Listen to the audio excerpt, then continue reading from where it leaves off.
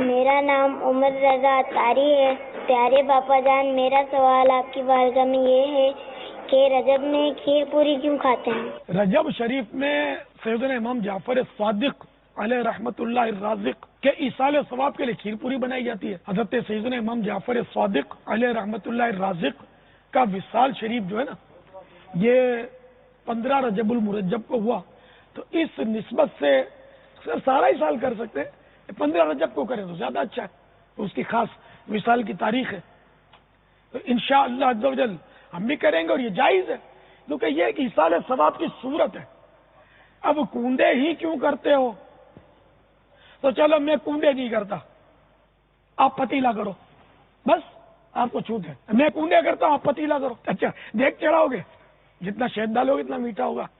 تو دیگ، پتیلا اور کنڈے کا جھگڑا نہیں ہے، جھگڑا کچھ اور ہے کہ وسوسوں کا شکار ہو جاتے ہیں بیچارے کہ یہ لگا بندھا یہ نہیں ہونا چاہیے۔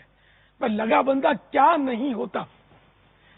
شادی کی تاریخ لگی بندی ہوتی ہے، ولیمے کی تاریخ لگی بندی ہوتی ہے، ہال لگا بندھا بک ہوتا ہے، اور کتنے لگے بندے کام ہوتے ہیں۔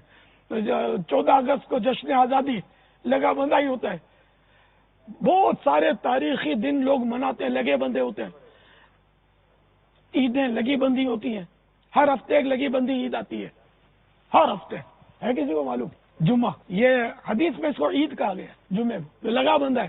آپ بولو گے نہیں ہم اتوار کو عید کر لیں گے، کوئی بولے نہیں پیر کو کر لیں گے، یار اس بار جمعے کو تھوڑی مصروفیت ہے تو ہم جمعے کی نماز کے بدلے ہم جمعرات کو جمعے کی نماز پڑھ لیں گے، تو یہ تھوڑی ہوگا، لگا بندہ جمعہ ہی ہے جمعے کی نماز پڑھنے کے لیے۔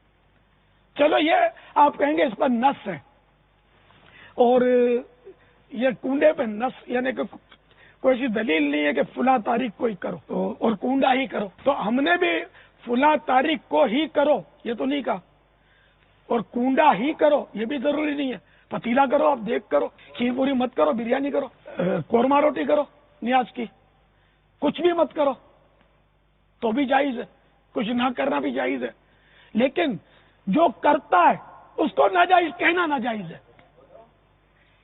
کہ جس کو شریعت نے ناجائز نہیں کہا اس کو کوئی ناجائز کیوں کہے؟ کہ یہ شریعت پر افترا کرنا ہوا، یعنی شریعت پر تہمت باندھنا ہوا۔ شریعت پر تہمت باندھنے سے مراد یہ کہ اللہ اور رسول پر تہمت باندھی نا اس نے۔ شریعت کیا ہے؟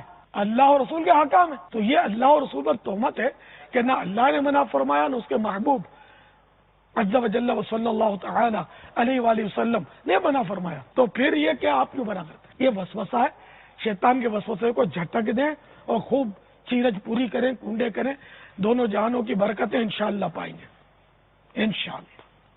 لیکن وہی بات کہ ضروری نہیں ہے، کرے تو ثواب ہے، نہ کرے تو کوئی گناہ نہیں ہے، امر مستحب ہے، اس کو ناجائز کہنا گناہ ہے کیونکہ شریعت نے ناجائز نہیں کہا، ورنہ بہت ساری چیزیں ناجائز ہو جائیں گی کہ اگر ہر بات میں صراحت مانگیں گے نا کہ شریعت میں کھیرج پوری کہاں لکھی ہے، تو میں آپ سے پوچھتا ہوں بھائی اے وسوسوں کے شکار، شریعت میں بریانی کہاں لکھی ہے جو آپ کھاتے ہیں؟ اپنے بیٹے کے ولیمے میں 50 ڈشیں جو پکائی تھی یہ شریعت میں کہاں لکھا ہے؟ آپ کو معلوم ہے کہ سرکار صلی اللہ تعالی علیہ وآلہ وسلم کا جو سب سے بڑا ولیمہ ہوا تھا انہیں کتنی دیگیں چڑھی تھی اور کتنے شامیانے تنے تھے پتا ہے کچھ؟ پورا ایک بکرا ذبح ہوا تھا، سب سے بڑا ولیمہ جس میں ایک بکرا ذبح ہوا تھا، باقی اس سے چھوٹے تھے۔ اب پورے ڈھگے مطلب کلٹی کر دیتے ہو، تو اس لیے مطلب یہ کہ ہر بات میں صراحت نہیں ہوتی، ایک مطلب یعنی کہ اصول ہوتا ہے، اصول یہ کہ ایصال ثواب جائز ہے اور کھانا کھلانا اللہ کی راہ میں جائز ہے، اس کے بے شمار فضائل اس کی حدیثیں موجود ہیں۔